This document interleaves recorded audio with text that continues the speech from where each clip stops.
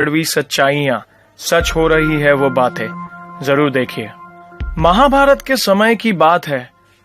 पांचों पांडवों ने भगवान श्री कृष्ण से कलयुग के बारे में चर्चा की और कलयुग के बारे में विस्तार से पूछा और जानने की इच्छा जाहिर की कि कलयुग में मनुष्य कैसा होगा, उसके विचार कैसे होंगे और उसे मोक्ष कैसे प्राप्त होगा। इन्हीं प्रश्नों का उत्तर देने के लिए भगवान श्री कृष्ण कहते हैं, तुम पांचों भाई वन में जाओ और जो कुछ भी दिखे वह आकर मुझे बताओ, मैं तुम्हें उसका प्रभाव बताऊंगा। पांचों भाई वन में गए। युधिष्ठिर महाराज ने देखा कि किसी हाथी की 2 सूंड हैं। यह देखकर आश्चर्य का पार न रहा। अर्जुन दूसरी दिशा में गए।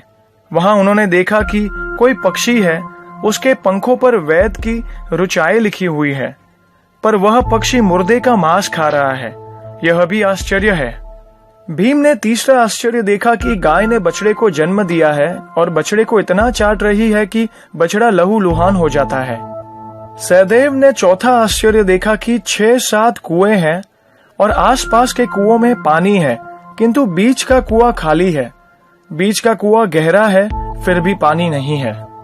पांचवें भाई नकुल ने भी एक अद्भुत आश्चर्य देखा कि एक पहाड़ के ऊपर से एक बड़ी शिला लुढ़कती लुढ़कती आती है और कितने ही वृक्षों से टकराती है, पर उन वृक्षों के तने उसे रोक न सके।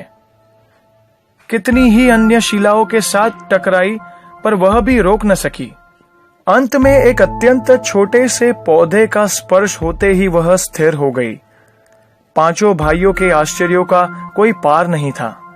शाम को वे श्री कृष्ण के पास गए और अपने अलग अलग दृश्यों का वर्णन किया। युधिष्ठिर कहते हैं, मैंने 2 सूंड वाला हाथी देखा तो मेरे आश्चर्य का कोई पार न रहा। तब श्री कृष्ण कहते हैं, कलयुग में ऐसे लोगों का राज्य होगा जो दोनों ओर से शोषण करेंगे, बोलेंगे कुछ और करेंगे कुछ और। ऐसे लोगों का राज होगा। इससे तुम पहले राज कर लो। अर्जुन ने आश्चर्य देखा कि पक्षी के पंखों पर वैद की ऋचाएं लिखी हुई है और पक्षी मुर्दे का मांस खा रहा है। इसी प्रकार कलयुग में ऐसे लोग रहेंगे जो बड़े बड़े पंडित और विद्वान कहलाएंगे, किंतु वे यही देखते रहेंगे कि कौन सा मनुष्य मरे और हमारे नाम से संपत्ति कर जाए। संस्था के व्यक्ति विचारेंगे कि कौन सा मनुष्य मरे और संस्था हमारे नाम को हो जाए। हर जाति धर्म के प्रमुख पद पर बैठकर विचार करेंगे कि कब किसका श्राद्ध है। चाहे कितने भी बड़े लोग होंगे, किंतु उनकी दृष्टि तो धन के ऊपर ही रहेगी। ऐसे लोगों की बहुतायत होगी जो परधन को हरने और छीनने को आतुर होंगे, और कोई कोई विरला ही संत पुरुष होगा। भीम ने तीसरा आश्चर्य देखा कि गाय अपने बछड़े को इतना चाटती है कि बछड़ा लहूलुहान हो जाता है। कलयुग का आदमी शिशुपाल हो जाएगा। बालकों के लिए इतनी ममता करेगा कि उन्हें अपने विकास का अवसर ही नहीं मिलेगा। किसी का बेटा घर छोड़कर साधु बनेगा तो हजारों व्यक्ति दर्शन करेंगे, किंतु यदि अपना बेटा साधु बनता होगा तो रोएंगे कि मेरे बेटे का क्या होगा। इतनी सारी ममता होगी कि उसे मोह माया और परिवार में ही बांध कर रखेंगे और उसका जीवन वहीं खत्म हो जाएगा। अंत में बेचारा अनाथ होकर मरेगा। वास्तव में लड़के तुम्हारे नहीं हैं, वे तो बहुओं की अमानत है। लड़कियां जमाइयों की अमानत है और तुम्हारा यह शरीर मृत्यु की अमानत है और तुम्हारी आत्मा परमात्मा की अमानत है। सहदेव ने चौथा आश्चर्य यह देखा कि 5-7 भरे कुएं के बीच का कुआं एकदम खाली था। कलयुग में धनाढ्य लोग लड़के लड़की के विवाह में, मकान के उत्सव में, छोटे बड़े उत्सव में तो लाखों रुपया खर्च कर देंगे, परंतु पड़ोस में यदि भूखा प्यासा कोई होगा, वह नहीं देखेंगे कि उसका पेट भरा है या नहीं।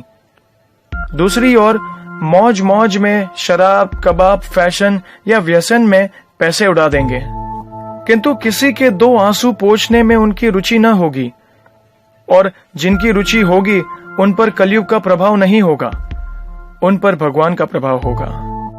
पांचवा आश्चर्य यह था कि एक बड़ी चट्टान पहाड़ से लुढ़की। वृक्षों के तने और चट्टाने उसे रोक न पाए, किंतु एक छोटे से पौधे से टकराते ही वह चट्टान रुक गई। कलयुग में मानव का मन नीचे गिरेगा, उसका जीवन पतित होगा। यह पतित जीवन धन की शिलाओं से नहीं रुकेगा, न ही सत्ता के वृक्ष से रुकेगा, किंतु हरि नाम के एक छोटे पौधे से रुकेगा। हरि कीर्तन के एक छोटे से पौधे से मनुष्य का जीवन पतन होना रुक जाएगा। तो ये थी वो 5 कड़वी सच्चाइयां जो भगवान श्री कृष्ण ने महाभारत काल में 5 पांडवों को बताई थी। जय श्री कृष्ण।